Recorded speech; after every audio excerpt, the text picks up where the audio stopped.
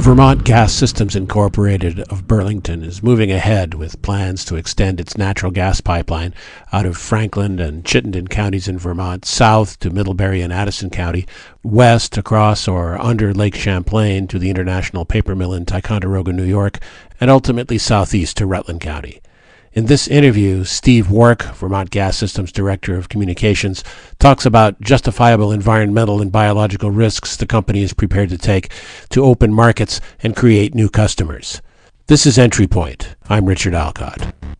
Steve Wark, your outfit owns and operates a natural gas pipeline that brings Canadian natural gas into Vermont. Tell me a little bit about the existing pipeline in northern Vermont, where it originates and where the company wants it to go. Sure. So we serve 45,000 customers, close to 50,000 now in Chittenden and Franklin County.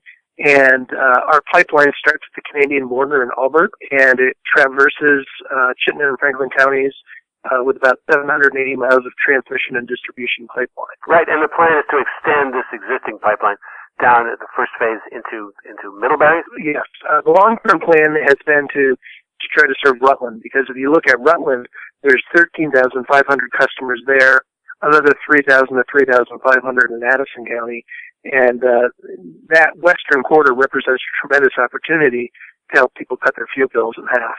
The timeline now, that would be like 2020, sure, or it would be the earliest that Rutland would see any of this gas. That's true. Now, we had originally, when we were starting to plan, it was looking more like 2035 or beyond because of the enormous expense of building down in Rutland. And, Vermont's a very rural state, so it's very challenging with expensive infrastructure to get from one smaller community to another. That's why we felt very fortunate when we were in the process of planning service to Middlebury that we were approached by the Ticonderoga paper mill. Their essential agreement with Vermont Gas is that we provide them with gas. They will not only pay for the system to get to them, but they will also contribute to upgrades to our current system that will get us to Rutland 15 years sooner than we otherwise would have been able to. With the certificate of public good in hand, what's the next step? When might construction begin on this extension? Well, we're still working to finalize agreements with landowners along the route, and we've secured about 50% of the distance, which is very good, actually, considering before that we didn't even have a certificate of public good. And many of the folks that we haven't reached agreement with yet have said to us, come back when you've got your certificate of public good and then we'll talk. So that's over the next several months, that's what we'll be working on. But, our goal would really be to have shovels in the ground sometime in mid-winter to late winter, or at the very latest, early spring. And what kind of opposition are you facing among these landowners or other residents in the state of Vermont? Well, I think with all projects, there's always going to be different points of view. And so there has been, some opposition, mostly from environmental groups. And, we've worked closely. We've had a lot of dialogue with them. And I think we're just at a point where, we fundamentally disagree. We believe that Vermonters should have the choice. They should be able to make the choice of what type of fuel they want to use.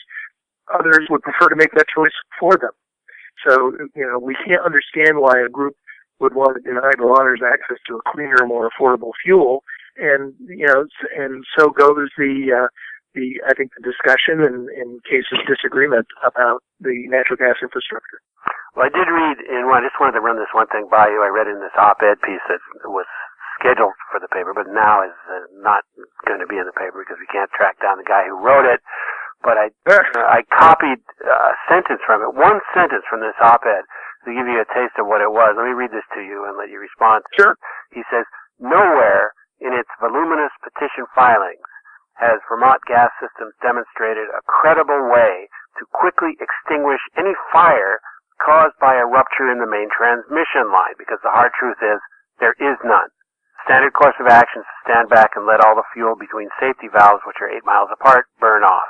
So all of our safety systems are designed to actually either meet or exceed the standards in the industry as regulated by the United States and local government and state governments. So with any sort of system, there are always going to be risks. But what the PHMSA, which is essentially their National Pipeline Safety organization from the Department of Transportation has found is that natural gas pipeline systems are of the safest to transport. So while there are always risks, we do significant training with firefighters to try to make sure they're best prepared. Part of that may be setting up a safe distance away. But the reality is, regardless of the type of energy you're transporting, there are risks. So if you were to take, for example, a propane truck, and that's driving down the road 50 to 60 miles an hour, should there be an accident, there's going to be a similar sort of impact. And in that particular circumstance, it's not contained to an area where there's been close regulation as to the design. So there's no such thing as a perfect system for anything when dealing with humanity. There's always a potential, and that's why we work very, very hard. And that's why I think the federal government works very hard to make sure that distribution and transmission companies are adhering to the standards to make sure that the system is safe. So, again, our goal is, safety is number one. Stephen Wark is Director of Communications for Vermont Gas Systems Incorporated. You've been listening to EntryPoint.